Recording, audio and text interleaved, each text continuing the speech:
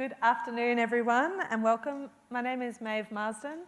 I'm the Creative Director of Varuna, the National Writers' House, and the Blue Mountains Writers Festival, and I'll be your MC today for our wonderful event, Access Ideas and Insight, Reclaiming Words. To begin with, I'd love to invite Auntie Glenda Chalker to the stage for a welcome to country. Thanks, Auntie Glenda.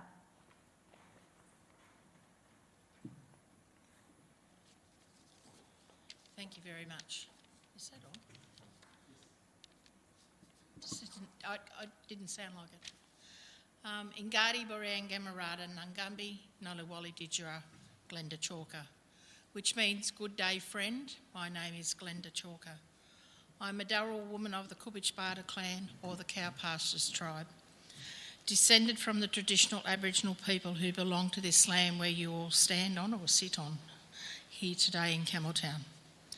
I've been asked today to do a welcome to country. What is a welcome to country? In traditional times, it was a formal greeting for family and friends with singing and dancing. I'm not doing that today, sorry. Today, it is exactly the same as you greeting family and friends into your home. Only today, I'm greeting you to the country of my family. A welcome is to welcome you to the country of our ancestors and give you a safe passage and safe space whilst on this country, just as it did in traditional times. Country to Aboriginal people is not Australia. It is the country that our ancestors belonged to and where you belong. The country that provided all your needs to sustain life, food, water, medicine and shelter. It is a living entity that gives us all life, and we all belong to it even today. Today we must continue to look out for our next generation in maintaining the strength and vision along with our legacy for our children and grandchildren's future. We have no way of seeing what that future will be, but we must nurture our younger generations today so that they continue to know what we know. There is a wealth of knowledge in our community along with resilience. Australia always was and always will be Aboriginal land, for we have never ceded our sovereignty. We say we have been here since the beginning of time, and science has proved that we've been on this country for over 65,000 years. Let's be here for at least another 65,000. My ancestors are still with us today. They are part of me and they belong to this country. Today you all get to live on this beautiful land that my ancestors have tended for millennia.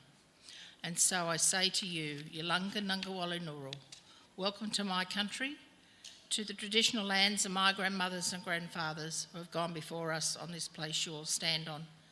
And I acknowledge and pay my respects to elders past and present, if there are any Aboriginal or Torres Strait Islander people here today, and all our non-Aboriginal friends here today also. Thank you.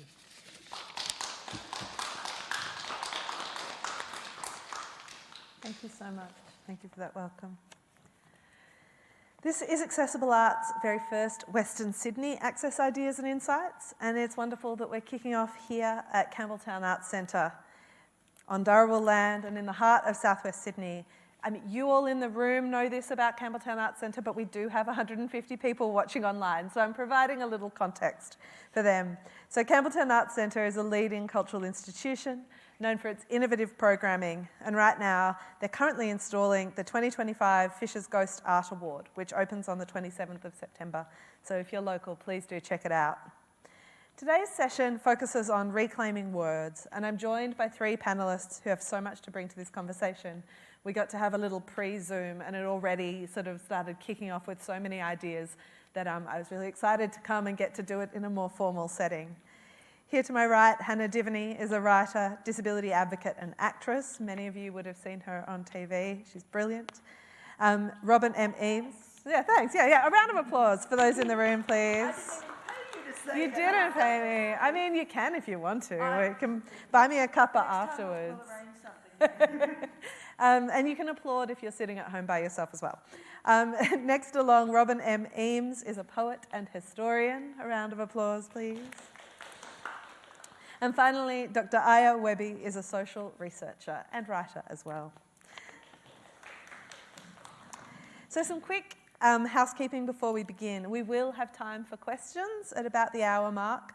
If you're joining us online, you can submit your questions via Slido. And for those of you in the room, we'll bring a mic around. You can just raise your hand and we'll come to you. We have live captions and Auslan interpretation available throughout the event. So thank you to Georgia and Rebecca and Amanda for providing interpreting. These wonderful panellists are all independent writers and creatives, and the views we express today are our own rather than the views of Accessible Arts.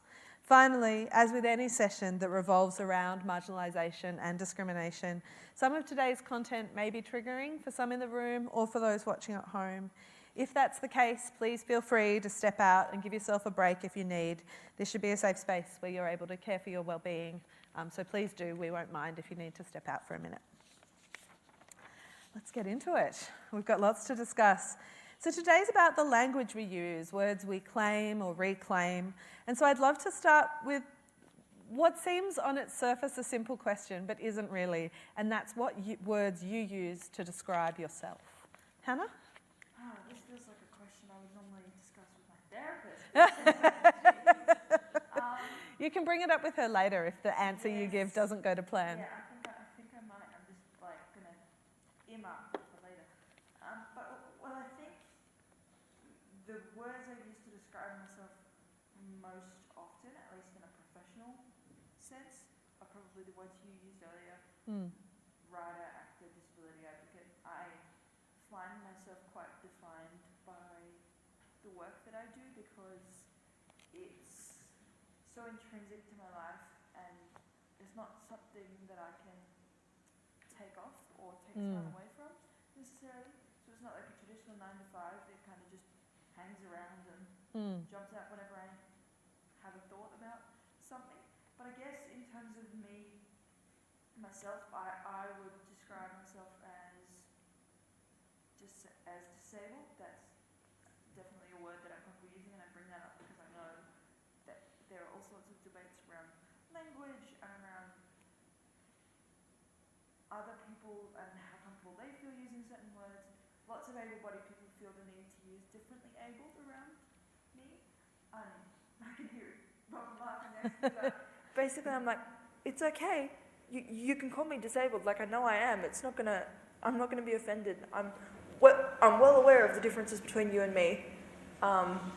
So that's one thing. I guess, in terms of how I describe myself, what I want to be known for is kind of being kind, being bold and adventurous, dreaming big, having lots of ambition, which aren't necessarily things we typically see in a disabled perspective. But yeah, I mean, there's probably 100 words I could use if I really sat down and thought about it.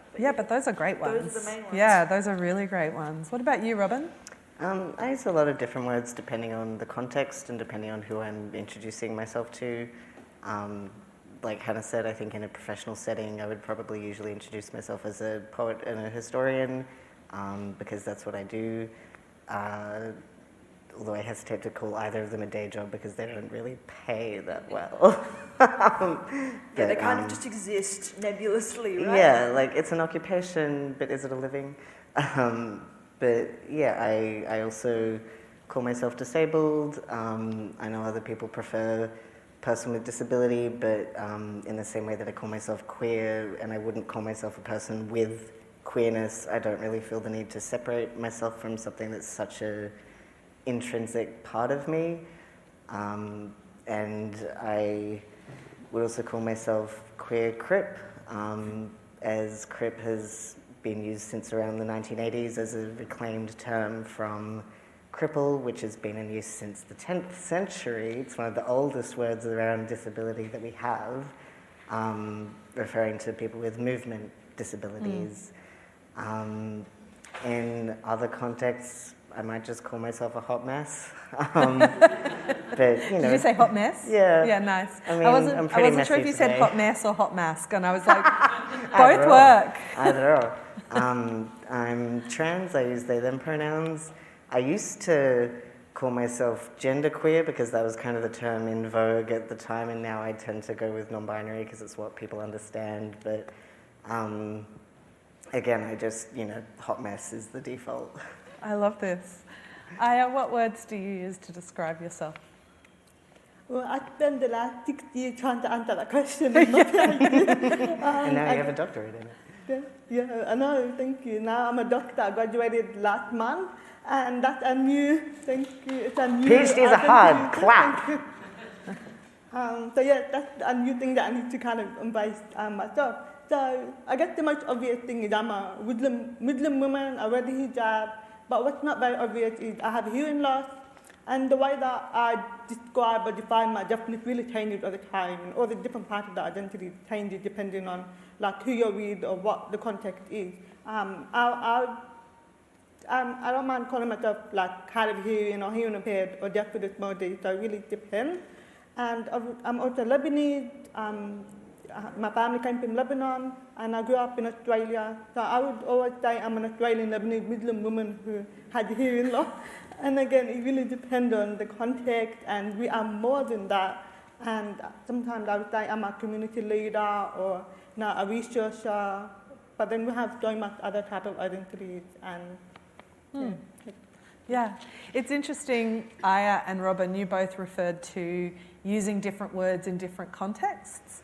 And so I'm interested in terms of the words that you use to describe yourself, how often those are defined by other people, and how the words you use might differ from the society's labels that are given to you. Robin, did you want to speak to that? Oh yeah, hugely. Like, I think one of the major ones maybe is a phrase like wheelchair user, which is, I mean, I don't know, Hannah, but like I would say that's fairly standard default language in community. Yeah. But for people who don't have many wheelchair users in their lives, that can be quite an alien phrasing, and they're more likely to say wheelchair bound or in a wheelchair. In a wheelchair. Yeah, and I really don't love either of them.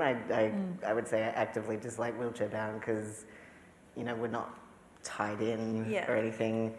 And I guess I feel quite neutrally about in a wheelchair, but I'm also like, again, we're not glued in. It's not like you get fitted and then they're sort of, applying the super glue. Could you imagine if that was the process? I just got this visual image of us all as children just being like schlepped in. Molded in.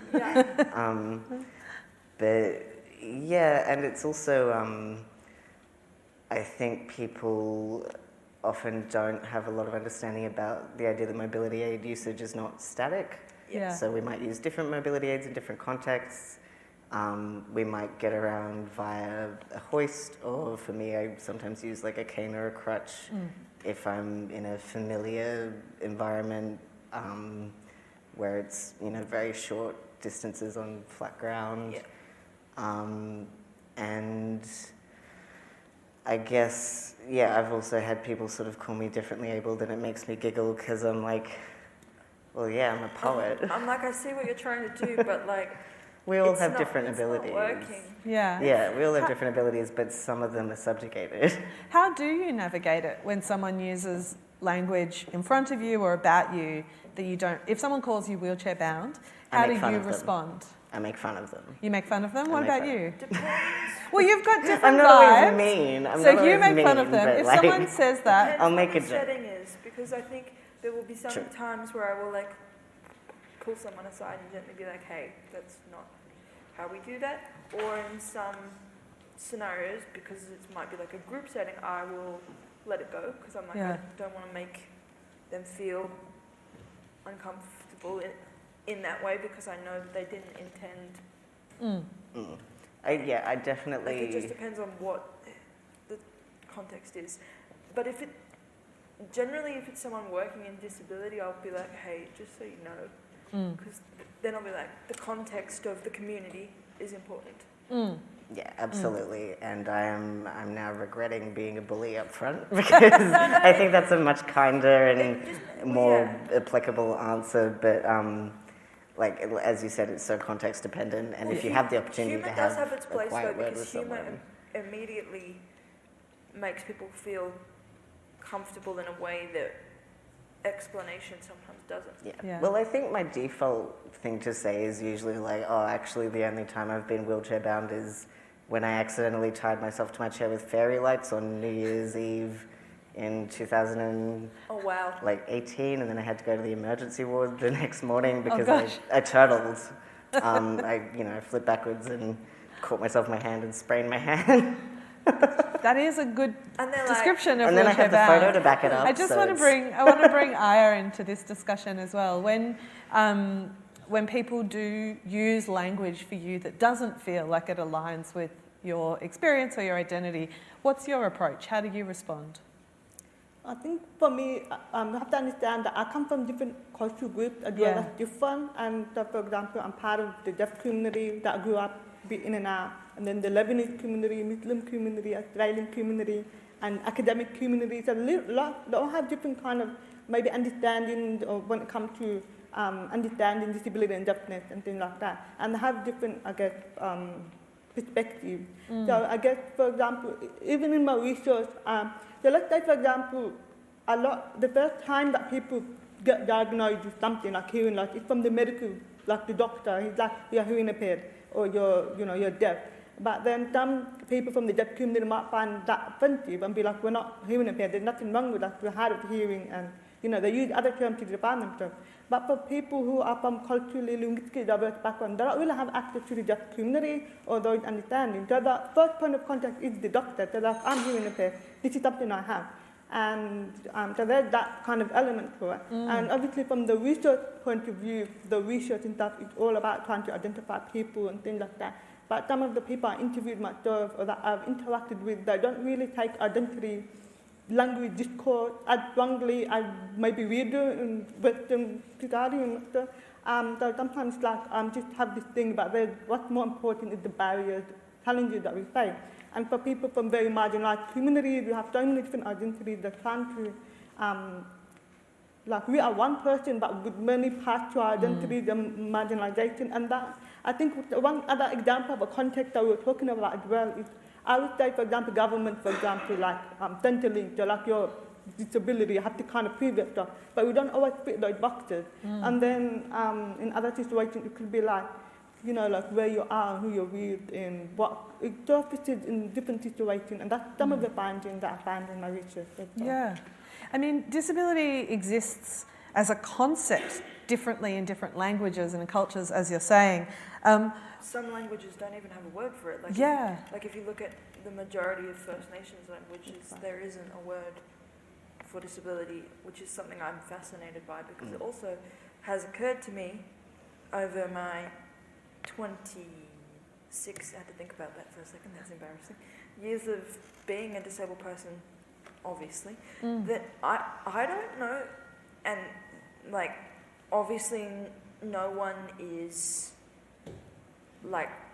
beholden to define themselves a certain way in front of me, but to my knowledge, I haven't met anyone who I outwardly was able to tell were both disabled and First Nations individuals.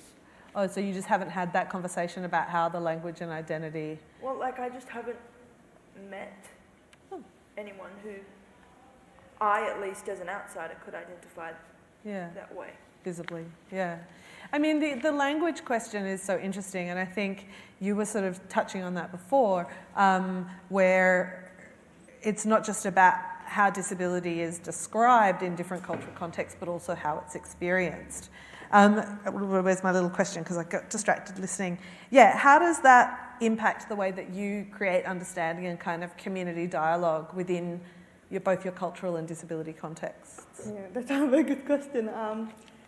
I guess growing up, because I'm a Muslim woman as well, and I'm from Lebanese background, growing up in Australia, because I had that, I didn't really know where I fit, and sometimes I didn't understand things like racism or the intersectionality and the challenges from a younger age. Now I know because I'm a researcher and I went and studied that. But growing up, I didn't kind of know who I am, my identity, my belonging.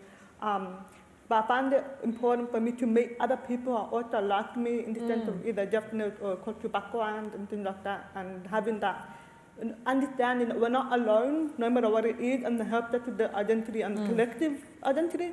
But I guess, I think also now I'm struggling with also trying to understand that people are so different and understanding is so different. You have to sometimes explain, but sometimes don't have to explain. But I think it really does depend.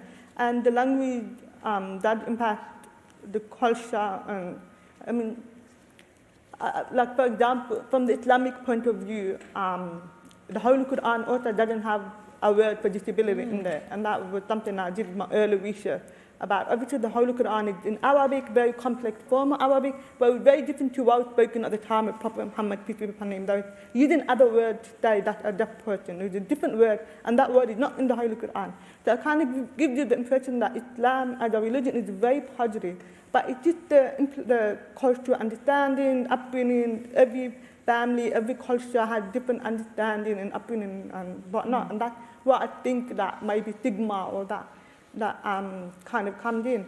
And I had growing up sometimes, the identity that people give me and then the identity that I kind of have want to choose for myself. And as a Muslim woman, I face things like Islamophobia, barriers, people kind of trying to make decisions for me, or they would see my hijab before they would see my hearing aids and cochlear implant. So it's one of the interesting things I had to experience, but I guess now it's just reclaiming like that identity and telling people this is who I am and this is, it doesn't really matter. But for me, what's important to me is I'm a Muslim woman, faith is important to me, and I'm also a person who's deaf. I'm not ashamed of that. It's a big part of me. I can't imagine myself not being deaf or hard of hearing. How does Auslan then intersect with those experiences and those identities? Because then we move into a gestural language that I imagine would be a whole different way of communicating with your communities. Oh, sorry. I'm not very good with microphones because I can't hear. Before we get into that, I want to say I know about 4 languages, maybe. So I grew up speaking Arabic with my mom. Yeah. And I learned English in school, and I went to hearing support unit that had teacher of the deaf, and that's where I learned Auslan sign language. But it didn't really mean I was active Auslan used until very recently. So I didn't really use sign language until the last 5 years or so, and that's when I started to be more involved in the deaf community and meet so many different people. So it just changed over the time, and I had to learn international sign language for academic conferences, to share my research and meet people around the world in international sign language. But in Auslan, it's just that community feeling. You can connect to people from similar backgrounds as you or similar experiences as you. And sometimes, like, when I got too tired from lip reading or trying to focus all the time, I find Auslan just easier. But it doesn't mean everyone I know in my life uses sign language. So it's just one of the languages that I know. And Auslan is, a lot of people don't understand that every country has its own sign language. So I have to explain to people, I don't know Arabic sign language, it's a whole different language. I feel like 4 languages is already quite a few. You're ahead of the rest of us. As someone who only speaks 1, I'm like, what do you mean you speak 4? Thank you. Robin, in your work, you've explored poetry as a language of disability. So does that mean you get to claim 2 languages? I wouldn't be brave enough. Yeah. Could you explain what this means? How did you come to think of poetry as a language of disability? I think it's a very figurative form of expression. As a genre, it is fundamentally one where we play with the boundaries of speech, we play with the structure and the rules of language and how we talk, how we tell stories.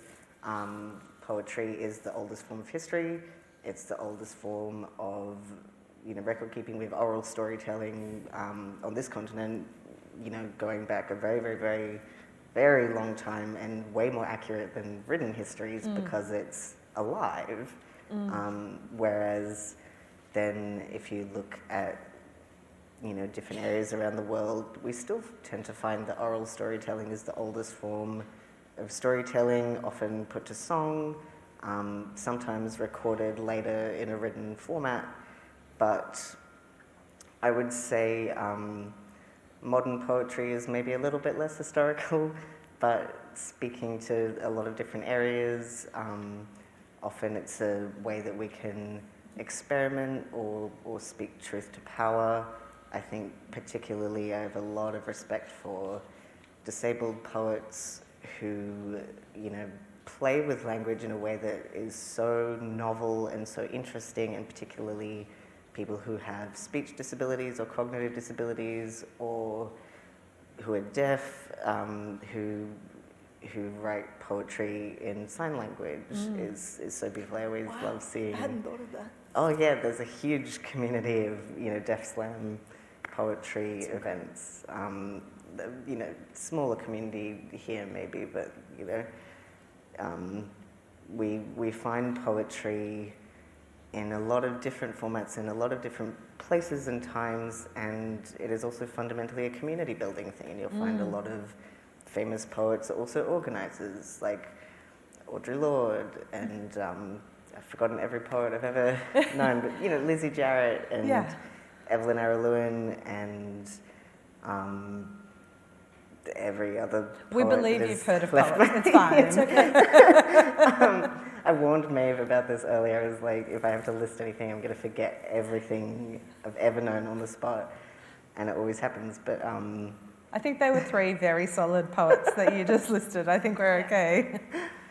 From a historical perspective, and I'm going to stay with you, Robin, for a moment, how have and I love this idea of poetry as not just being language, but also organising and community building. And we see it historically, but also in a contemporary context, that so much Australian poetry is incredibly political. Oh, yeah, Kerry Shang, Andy Jackson. There we go, yeah. More poets, more community builders.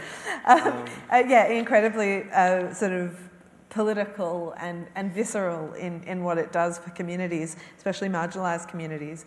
But how have gaps or limitations in language, historically, been used by artists and advocates to create new words? Like what, in a kind of the nuts and bolts of language, the little units that we use to build sentences, how do we create new words or reshape ideas or challenge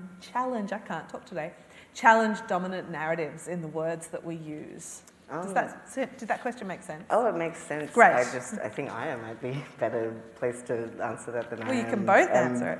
Not a linguist, but certainly I don't know, because historically speaking, people use all sorts of different language in different periods, and the language around disability, we tend to see what we call sort of a euphemism treadmill. So I like that. Yeah, because it just keeps, we yeah. replace a word with something that's softer, and then that becomes a slur, and then we replace that with something else, and then that becomes a slur, and it's almost like the problem isn't the language, it's the attitude behind it. It's the attitudes behind it. It's the connotation, desire to subjugate and marginalise based on othering certain groups of the population, based on creating a divide between normal and abnormal. And one example is the R slur, which just means slow. That was the R slur, Started out as a euphemism that then in turn became derogatory. And, I think if you give it long enough, differently abled would become derogatory as well. So there's a point where, there are some terms that people don't try to reclaim, certainly, but there are other terms like queer, like crip, like disabled, where I think it becomes about community, and it becomes about finding each other, and it becomes about saying, well, that's actually our word, and it's up to us to decide what meaning we give it. Yeah. Hannah, in recent years, speaking of slurs, oh boy, you've led campaigns. Yes. No, but this is some pretty impactful activism you've done. I just find it kind of hilarious to talk about this in relation to all of that, because it's just that seems so superfluous. No, well, I mean, to, the audience don't know what we're talking about yet. So let me get the question out. Because some of you may have seen online, Hannah's led campaigns calling for artists like Lizzo and Beyonce to change ableist lyrics in their songs. The campaign sparked international conversations and led to change. That's not superfluous. That is major artists on a massive scale. I'd like to know, and without putting yourself down, what impact you think it has. That's for the therapy. Now you figured out my party trick, babe. want to hear about the impact on culture, or maybe it's easier for you to talk about how it felt for you when you put forward a campaign to say this language isn't okay, So and change happens. we'll take a step back for a minute, and I will clarify what word I'm talking about here, just for everyone in the room and everyone online, and this will be the only time I use it. But basically, Lizzo and Beyonce both used the word spaz in the songs, which many of us in the disabled community know is short for spastic, which unfortunately has this kind of Messy history. messy history, and it's somehow morphed into this cultural shorthand for like out of control, overly emotional, someone who lacks intelligence, like all of those kind of very derogatory terms and meanings.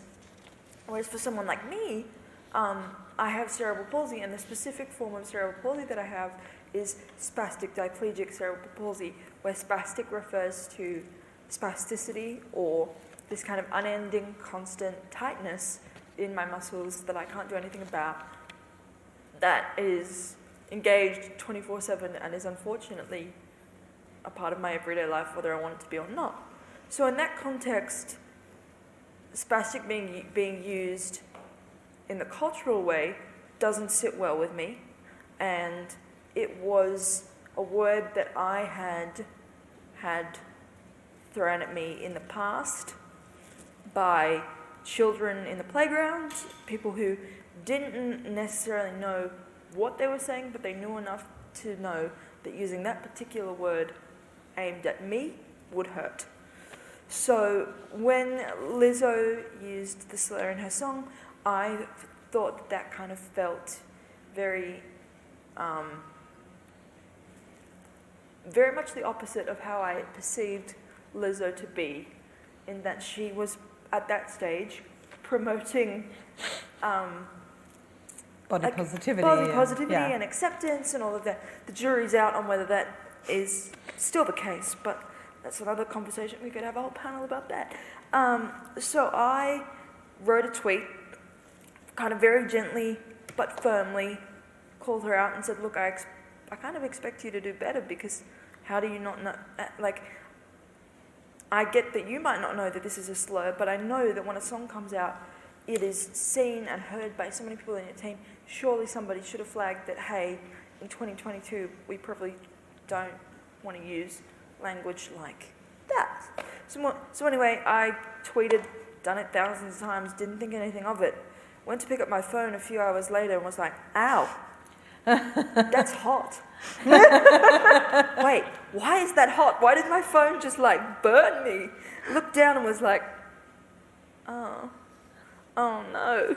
And back then, like, it was Twitter, so it was just the blue, like, bird notifications, and I was like, what's happening? And I kind of clicked on it, and I'm like, oh no, this wasn't supposed to happen.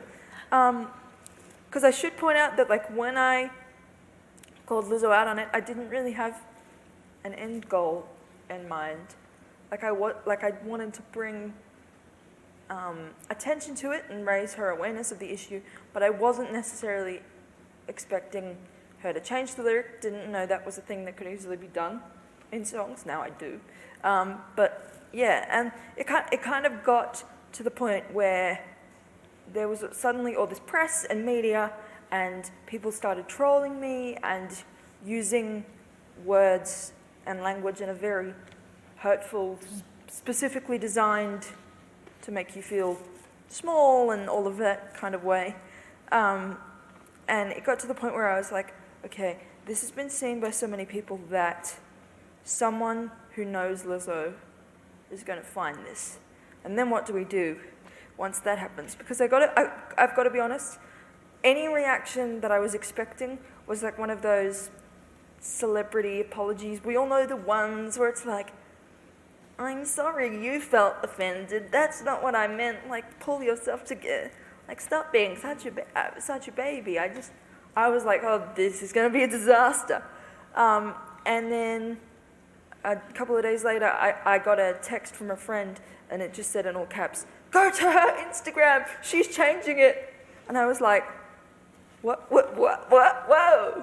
And then there's a whole, like, permanent post on her grid that said, look, I understand that, like, language has been used against me in ways that I haven't liked. I didn't intend for this to cause that harm. I'm going to change it. It's easy peasy. Don't worry about it.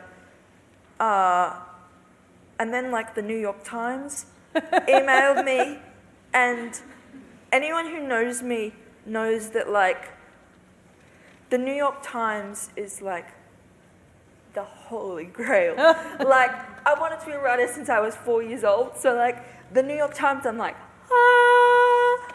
So when I got the email from this reporter, supposedly at the New York Times, I was like, someone is messing with me. One of my cousins has decided, like, this would be a really... They've set up a New York Times email address just to troll you. This would be a really cool practical joke. So I've, like, Googled the reporter expecting nothing to come up. And then, like, their official page of bylines at the New York Times come up, and I was like, oh no, this is real. Oops, like, that wasn't supposed to happen. And then 6 weeks after that, when Lizzo kind of gave everyone the masterclass in how to be gracious and how to respond well and be an ally and all of the things, someone tweeted me and was like, so you're going to call out Beyonce now? And I was like, what?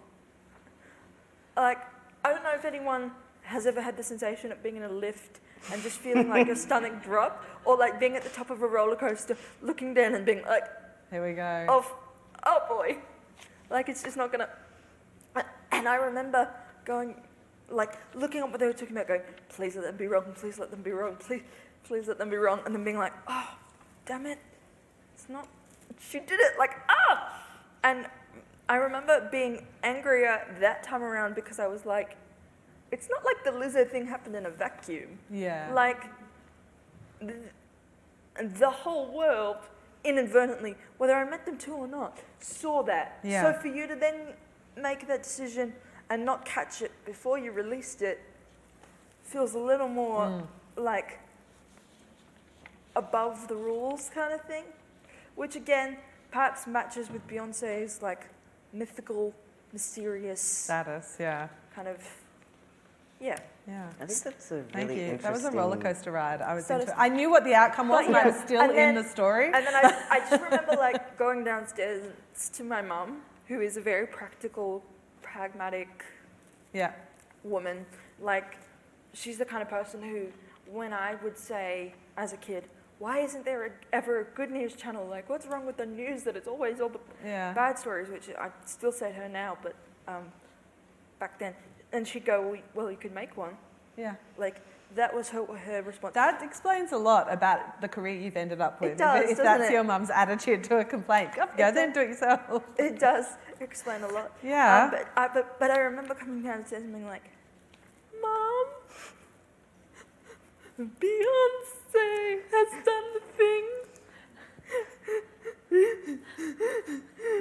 Do I have to call out Beyonce now? I don't want her. Her fans are so scary. Oh, gosh. The beehive, I don't want to do it. And then she goes, you have to. And you can't do Lizzo and not Beyonce. I know, but it's just going to... Start the whole thing again. And also, like, because of the sheer coincidence of the fact that Lizzo and Beyonce are both women of colour, there was an argument that in African American vernacular English, spaz didn't mean what I was saying it did, and that I was racist. I got called a Karen a lot. One particularly memorable insult was being called the poster child of white privilege. And I remember reading that and going, I feel like there are a few people in that particular queue ahead of me right now. But sure, if you want to call me the poster child. It's so interesting, but I mean, this is what we were talking about earlier about how much language is Euphemisms, contextual, and that it ideally in any conversation about language and marginalisation, we can hold all of these things and juggle them and work out like it doesn't have, there's not a clear ranking. Yeah. There's not a queue to be on the poster. No, there- I mean, there Ayah, isn't. you do activism on social media as well. So you do community engagement, and you've spoken a little about your research. What strategies do you find most effective when promoting inclusive language in different spaces? And how do your strategies differ depending on if you're having a conversation with someone or accidentally tweeting a massive campaign?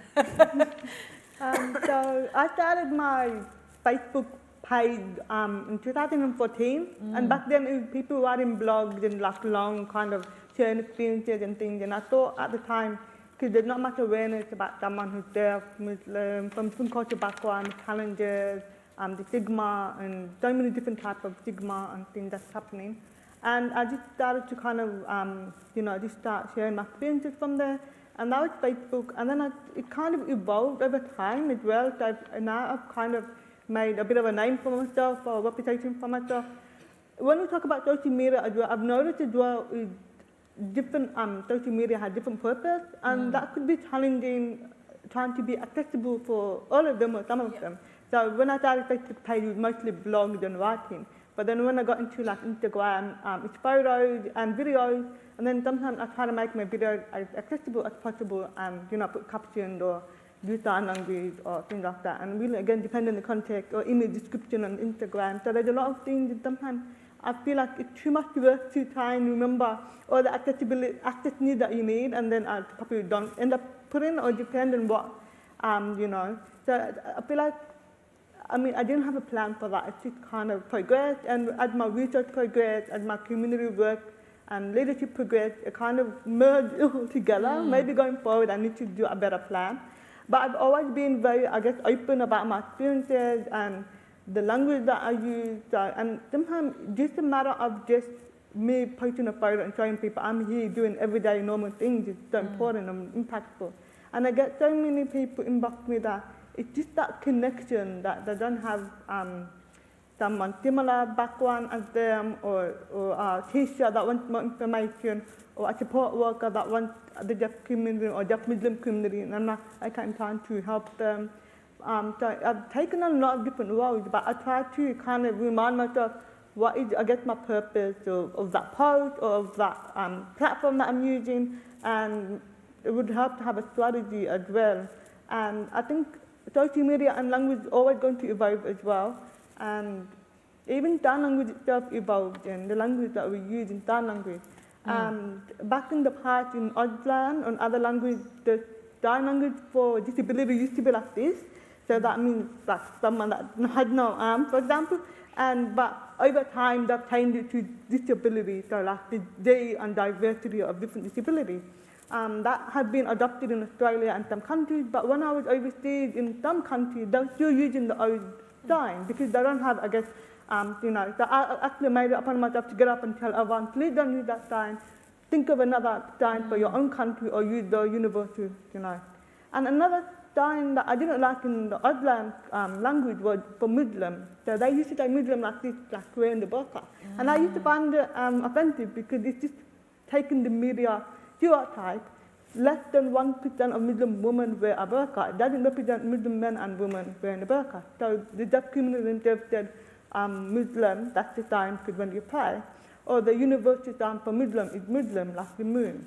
So sometimes even in sign language we have to be inclusive, and the best way is to ask the deaf, like when it comes to sign language specifically, you have to ask the deaf people to come up with the signs, or what signs do they use.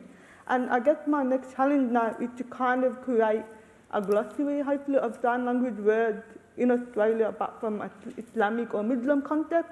But we need to ask our deaf community or deaf Muslim users, what terms do they use in our, in Australian sign language? Do they borrow from overseas, from other Muslim countries? Do we come up with our own? So we came up with Ramadan Mubarak, for example. So Ramadan is the sign for fasting, and then this means congratulations. So that's something that we and I've started to kind of promote that in my social media. And then the people started to be like, oh wow, what's the other signs for Islam or Hajj or other concepts or language? I'm like, okay, that's great, but I need to go back to my community because I'm not a fluent Auslan user. So even though I am deaf and it's really important to get the input from from the community themselves and hopefully do like a project in glossary and then start sharing it. So sometimes it's also about being a leader, but also listening to what the people want from those communities, I think is important. Yeah, that's so great. Thank you. Some of the things you're saying about not just reclaiming language, but also like having to invent new terms and stuff reflects conversations I've listened to where people talk about First Nations languages and inventing words for computer, or even Australia, that, like that when you're looking at languages that have these fascinating histories. Can I interrupt the Tanang of Australia, the First Nation that community came up with Australia like this. So the old sign used to be Australia, and that sign came from when the convict came in the boat and people were dropping off people, and I didn't know the meaning.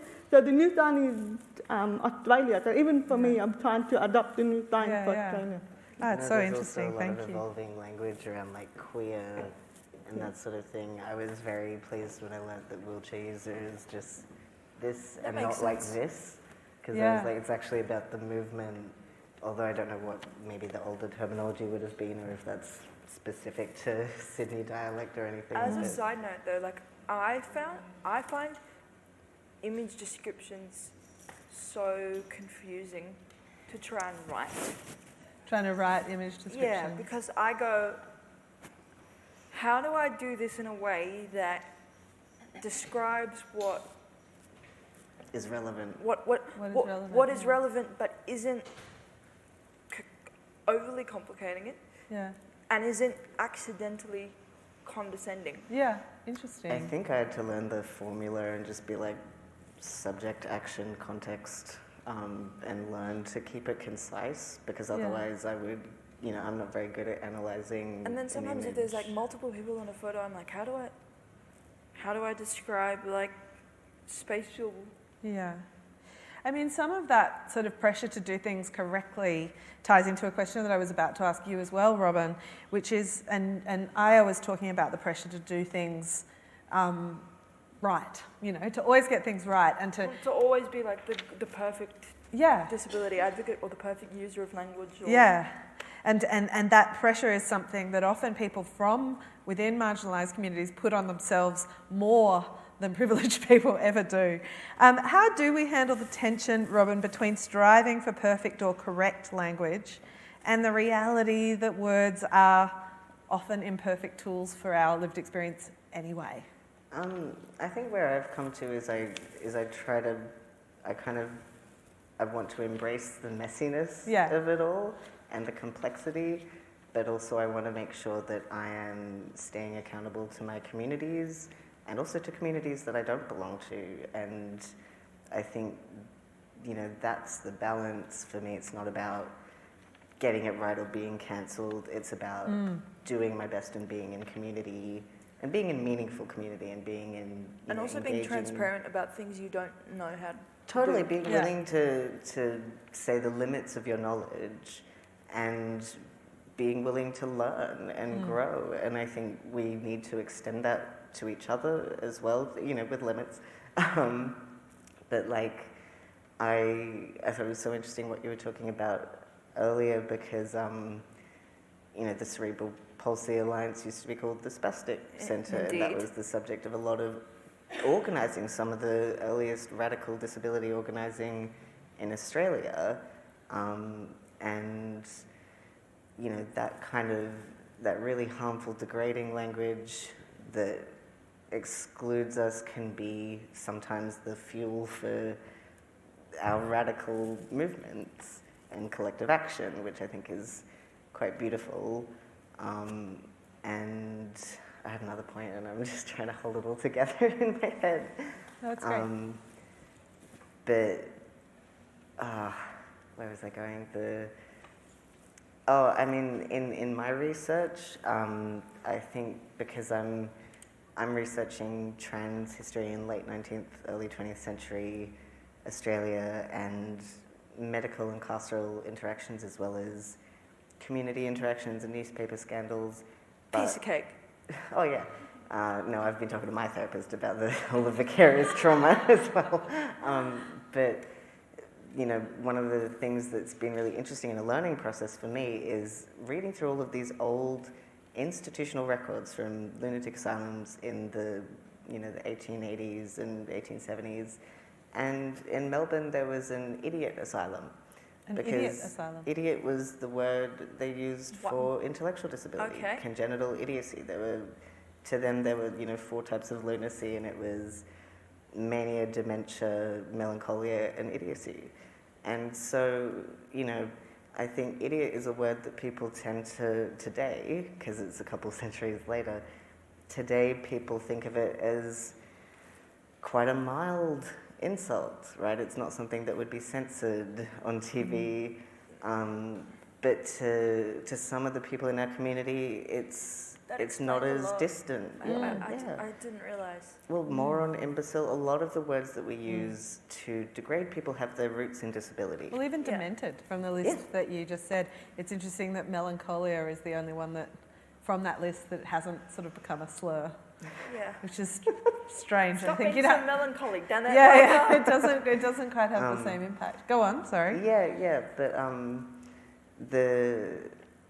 I found that I am just unable to use the word idiot anymore because I know too much about its history, but I'm also conscious that most of the people I know who use that term in everyday speech don't know its history. And aren't using it to be like nefarious necessarily. Yeah, and